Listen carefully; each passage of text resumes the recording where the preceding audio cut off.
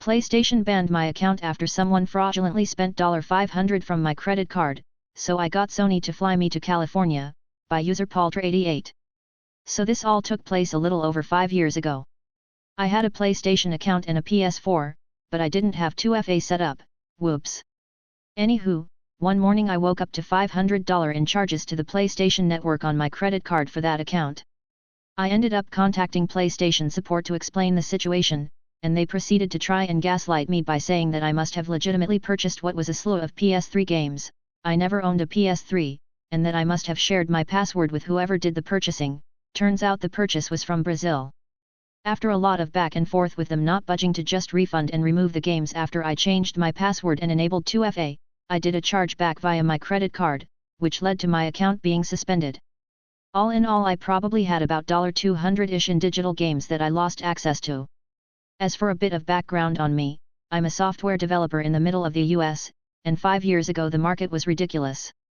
I had plans to go to a conference in California a couple months after all of this and was going to buy my own plane ticket, so I had the idea of applying to a job with Sony in their San Jose tech office so I could get them to fly me out for my conference on their dime.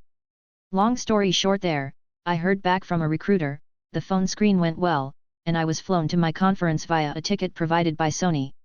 They even took me to lunch and paid for a night at a hotel so I could be in San Jose the day after the event.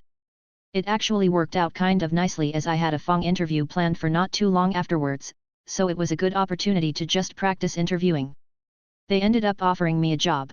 Pay was a lot lower than what I was making in Denver, despite it being a San Jose-based role, which I turned down, and I'd say I ended up at a net positive of $200. I let my flatmate shit themselves, which ultimately led to their eviction, by user Unhinged. This was around 15 years ago.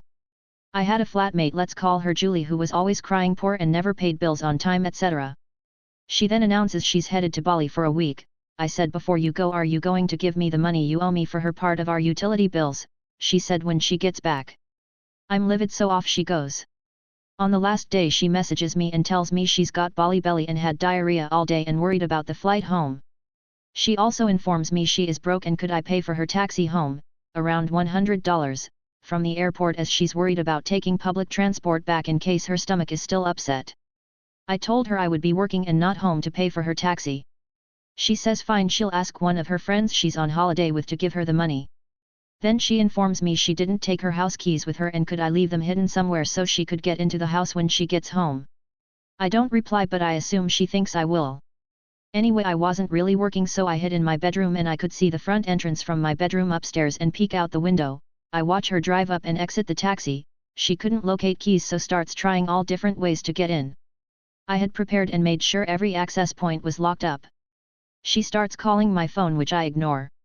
I can hear her swearing and then she's doubled over and before I know it she's shitting herself. She's in a denim skirt and it's runny. Now I'll be honest, I was not quite expecting her shitting on our doorstep. I was more thinking she'd freak out and have to sit outside all day till I came home, but this was a far more perfect outcome. I only wish I could have filmed it. She is horrified but changes into something from her luggage and hides her soiled clothes and suitcase in a bush in the front yard and takes off down the street. I take that opportunity to leave the house, and on my way out, whilst gagging, I placed her soiled clothes inside her suitcase. A few HRS later I finally call her back pretending to be on my lunch break, and she's screaming down the phone blaming me for not leaving out her keys and that she's been sitting outside for hours and begging me to come home to let her in. I said sorry, I have to still finish work and have plans this evening, and she'd have to either call a locksmith or wait till I get home. She said I can taxi over my keys to her, which I refuse. She hangs up and then I treat myself to 2X movies at the cinema and a nice dinner. I get home later that evening and she's broken a window to get in. The next morning I contact the landlord and tell them what she did. As we paid rent individually and they always had issues with her late rent, they said they would look at evicting her as they'd had enough too. She doesn't speak to me at all, and a few weeks later I'm informed via the landlord she's moving out. We never speak again. I'm pretty sure she tells the story as me being a psycho flatmate, which I'm happy to wear that badge proudly. Update: Grumpy Phil gets more mugs than he can handle, by user pickled19. Back in December, I, 33F, posted about how my Phil berated my husband, 34M, and me for being wasteful when he found out we were getting rid of an excessive amount of coffee mugs from our home. We originally planned on donating the mugs, but since Phil was greatly offended by us getting rid of them, he thought we were throwing them away, even though we never even said that. we decided to gift him all 17 mugs for Christmas. He was not pleased. It's been about 4 months since this incident. Grumpy Phil eventually stopped trying to get us to take the mugs back and just accepted his new collection. My husband's family is rather large and we've celebrated a few birthdays these past few months. Phil has decided to include a coffee mug in people's presents. My husband and I each got one back on our birthdays, my little niece got one for her 4th birthday, and he even sent one to his ex-wife, Mill, for her birthday. It's become a running joke now that everyone will receive a mug and every mug will continue to be regifted. Phil's birthday is in June, so all of us plan on wrapping up the mugs we've been regifted and giving them back to Phil. Phil is still as grumpy as ever, but at least he turned this petty revenge into a funny family joke. Link to original. https://www.reddit.com/r/pettyrevenge/s/55 I finally put my foot down for my spoiled sister's bad behavior and stood up to my parents, by user mopedmister. This story is at least a decade old, but it's still one of my most satisfying petty revenge stories. When I, then 19M, was home for the summer from college, my sister, then 17F, was reveling in being the only child in the house. My sister is the baby of the family and likes it. We generally get along, but she could occasionally be a spoiled brat. I am the opposite of my sister. For most of my childhood I was a bit of a doormat. Classic middle child, very well behaved and under the radar. I didn't fight back much, did as I was told, and generally behaved. The biggest shake-up I brought to the family was when I came out as gay at 17. No one was really bothered by it and my family is generally pretty supportive. Still, it was a difficult thing to process and I am glad I got to the point I have today. This is relevant to the story. Now, at the time I was a much better and more responsible driver than my sister, and as a condition for staying at home for the summer rent-free, my parents would occasionally ask me to drive my sister to and from places they didn't want her driving, usually longer distances or on the highway. For the most part I did not mind. I love my sister and we generally get along very well. But like I said, she can occasionally be a real brat and has trouble when things don't go her way. One night my sister had gotten tickets to attend concert with a boy she liked. As my aunt and uncle were in town and my parents wanted to spend the afternoon having a few glasses of wine out on the patio, they asked if I would be okay driving my sister to the concert that evening. I accepted and figured that was that. My sister and cousins decided they wanted to look at some new outfits and asked me to drive with them to the mall. Being the good brother/cousin I was, I piled them into my car and took them to the mall. All was well until my sister decided I was getting on her nerves over something and we got into an argument. Wasn't a big deal until my sister, visibly annoyed, rolled her eyes and said, "You don't have to be such a faggot about it." I saw red. I had been called this word before and have been able to shrug it off, but from my own family? I was not going to take it. I could have yelled, argued more, or even stooped to her level, but it suddenly came over me what I was going to do. It was simple. I was not going to drive her to the concert. I told her as much and she smirked to tell me, "Yeah, right, like mom and dad are going to be okay with that." Now when we got home I went to my parents, explained what happened and let them know I would not be driving her to the concert. To my complete lack of surprise they took her side and explained to me they understood I was upset but I would still need to take her to the concert. My sister's smug look was all I needed. No was all I said. My parents seemed confused and then explained that that was not an option. I simply said, "You cannot make me. I do not care what you do. I will not drive her."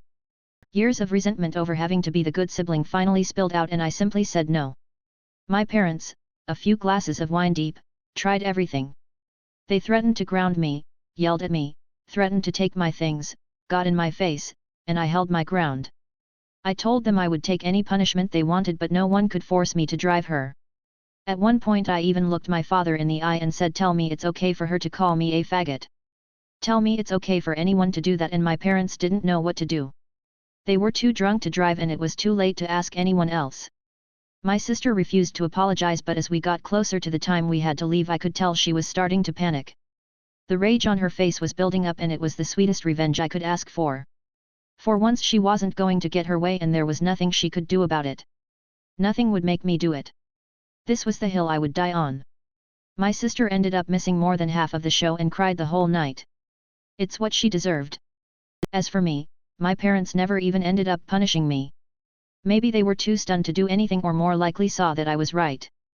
But from that point on I had no problem setting boundaries as needed. I could be kind but I wasn't going to be my family's doormat. Placed my roommate's cell phone number in every account while I worked as a debt collector, by user Munsun Rob. So in my early 20s I rented a 2-bedroom apartment and had one of my friends move in with me. Everything was great at first but soon realized I had made a mistake, any and all things that make a bad roommate this one man consisted of. I to this day have never had another roommate. One day while I was at work I had a time-sensitive issue that I needed to discuss with him, and when I tried to reach him on the phone he didn't pick up. He was notorious for not answering his phone. He would get a call and 9/10 times he would just set it back down. So I called again and once again he didn't answer. I then called him on the auto dialer so my work's number would show up and he picked up on the first ring. I hung up and for the rest of the day I inputted his number into every account I worked that day as a way of reaching the clients, must have been at least 75. The beauty of this is for the next few months I got to hear about or see him receive dozens of calls looking for all different people. At first he tried to explain that he was not this person and to remove his number but they never did. LOL, he would scream at them and ask them why they were doing this to him, that there's no reason all these people would have his number. He would make false threats saying that he had obtained a lawyer and that he was going to sue them for harassment but nothing stopped the calls. He eventually bit the bullet and got a new phone provider, and not long after I broke my lease and got the fuck out of there. It's been 15 years and I still laugh from time to time, just thought it was time to share it with all of you.